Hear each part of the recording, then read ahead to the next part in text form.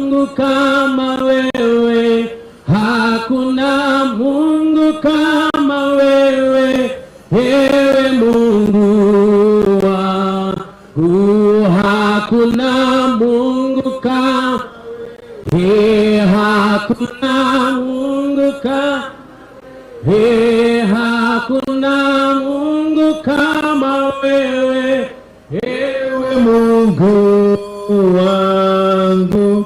Tunaweza inua mikono yetu tunyoshe hapa mbele tunapotangaza mwanzo mpya wa Mungu katika jina la Yesu. Baba, katika jina la Yesu tumekuja mbele zako.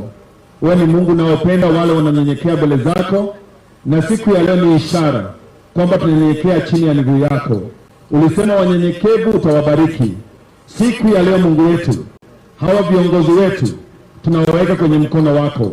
Wewe Mungu ambaye unatafuta mioyo ya wale wanaandamana na moyo wako, na hao unawaelekeza na kuwapatia ushindi.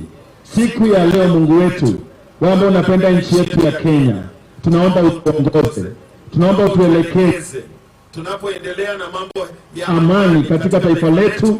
Baba, hiyo ndio amani tutaitisha kuanzia siku ya leo hata siku ya uchaguzi na hata baadaye. Tunaomba amani yako itawale taifa letu. Hawa viongozi wetu Bwana, tunaweka mkono wako juu yao. Mkono wako ni mkono wa baraka, mkono ni wa ulinzi, mkono wako unaelekeza. Huo mkono ndio tunaita juu yao Bwana wetu, kuanzia deputy president wetu, ndio viongozi wengine wote walio hapa. Wacha mkono wako walinde. Tunaombea ulinzi wako Bwana. Chochote kinaweza tungwa kinyume na wao, tunatangaza kimeshindwa leo katika jina la Yesu. Tunatangaza watakuwa na ulinzi wako wakisafiri. Mkono wako walinde Mungu wetu. Baba, tunaomba hekima yako, hekima uliyopatia Suleimani, wape viongozi wetu Mungu wetu, ndio Baba waweze kutuelekeza katika njia za amani na fanaka hata katika taifa letu.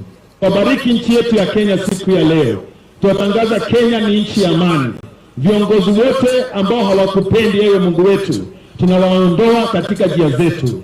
Tunatangaza viongozi watakaoshika usukani wa Kenya ni wale viongozi wanakuogopa, viongozi ambao wanakuabudu, viongozi ambao wanakupenda.